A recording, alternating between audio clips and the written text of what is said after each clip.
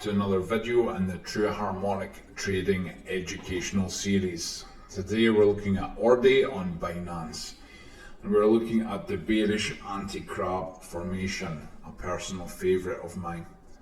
Obviously, being a bearish reversal, we expect reversal from the PRZ, and if not, we break above, we expect to long from what was once the bearish PRZ, flipping it to support. Okay, so the white lines is the true PRZ, the 1618 and the 618 for legs XD and BD. The grey box is the real PRZ. For my own creation, if you want to learn it, join us in the Discord. Happy to teach it to you, but you won't be able to reference it anywhere else, unfortunately. Okay, we've kept this stuff pretty private, but we're happy to share it with people who are generally enthusiastic. Let's add some price action, and then we can add our Fibonacci retracement as always. Okay, as long as we don't make a new high, this will be it. You can pencil in the ratio as well. Key area for support or resistance for any formation. Okay, so let's add the price action. We'll speed her up a little bit. Stick it on 10. Let's go. Now, we lost this ratio very fast. It didn't pose as much support at all. Bad news for the coin, good news for the short. Okay, straight past the A point, which may have been a take profit area, especially with it lining up on the 786. After that, we would target the C point and then the 1618. Past the C point, profit can be taken at this area. The 1618 is a very large drop from here. Okay, so doing pretty well so far. From the top down to our C point, it's about 52%, so that's pretty good going for us, right? Not bad at all. So what should we be doing as harmonic analysts? Okay, if we're not expecting the 1618 or we're not sure, we should always be looking for reversals regardless. Okay, high time frame too low. We have this structure here for a shark, so this would be a key area for taking profit. Okay, a key area. We have confluence like the 1272 marked here, and we have the 1414 in here as well. Okay, so if we make it to the 1618, not looking good for this coin, but it is our take profit target. Now let me pull this along.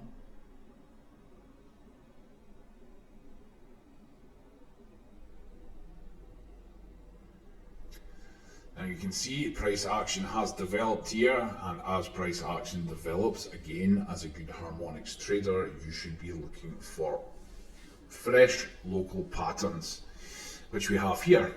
Okay, two reasons to be bullish, both high time frame and lower time frame, both wide and local. Okay, key area for taking profit. You really want to see this PRZ here break to be extra bearish and hold on to your short, but not something you really want to risk for a severe drop down. Okay, so let's add the P&L and take a look at how we reacted to this. Zoom it in and zoom in again.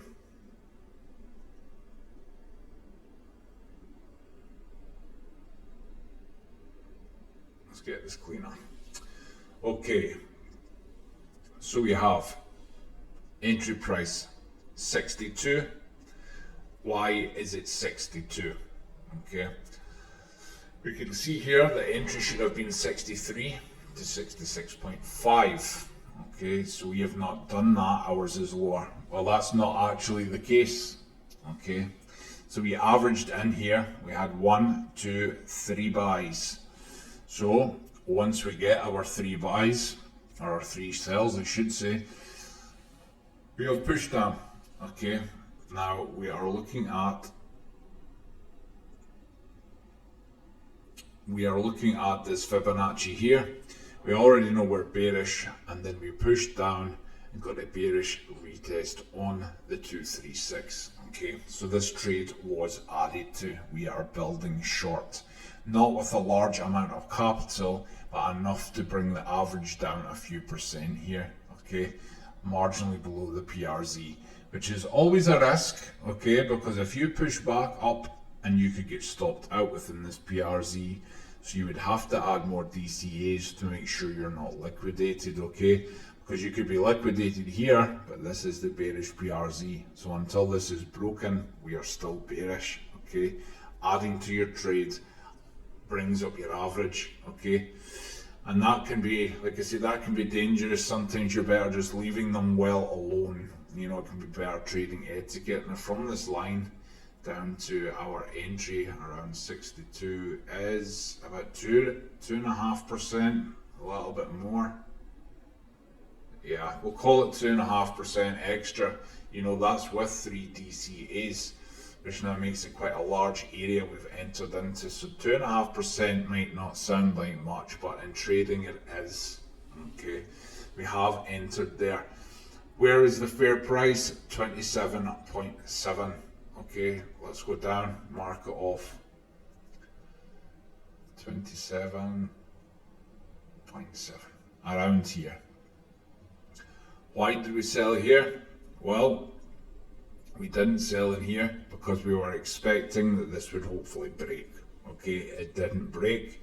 Once it had pushed up and it was quite strong. Let me mark in with some fresh Fibonacci. We are right around the 382 area here. And as you can see, we broke above and did not respect it.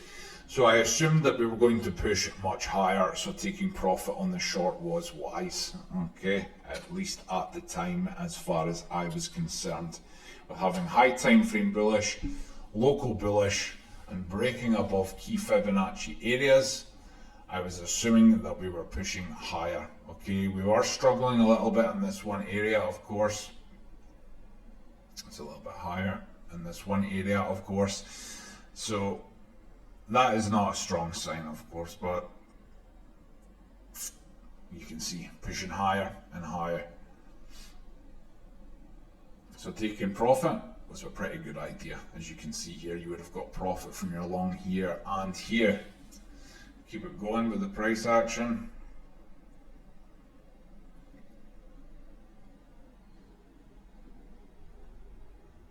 So you can see we go pretty damn high, you know, we go pretty damn high.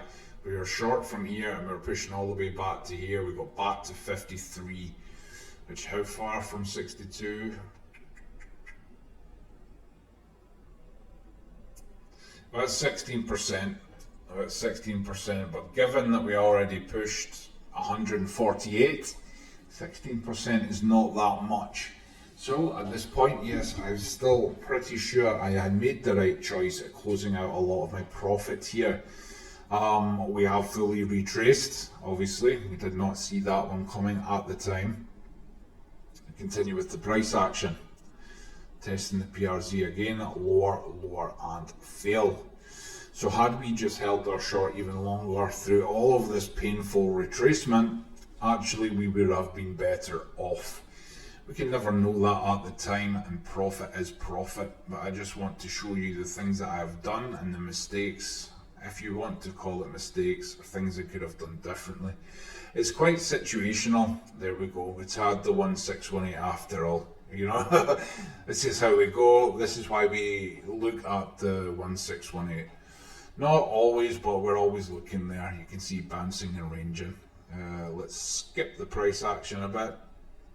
And we've pushed below with a kind of bearish testing area on there. So that's really bad news for ORDI. It was really good news for our short. Had we had the balls to hold on a bit longer. Okay, that's it. We got shook out, but we got substantial returns on that one. What was it exactly? 1,100%. I mean, you're not going to turn your nose up at it, but it could have been a lot more. It could have been from 62 down to here. Yeah, it could have been about 1,800. So we've lost out on about 700% there if that was the very bottom. If we're taking it from 62 to the 1618, which is more likely, 83, so 1,600% odd. Okay, so we lost out more like 500. Okay, we would have probably closed at the 1618. So we'll say we lost 500% there, which is still almost half of the trades. Okay, pussied out on it, but when we seen bullish holding and reversal, stood to reason that we thought we're in a bull run. Surely it's going to take off. Some bull run though, folks. It's been an absolute stinker.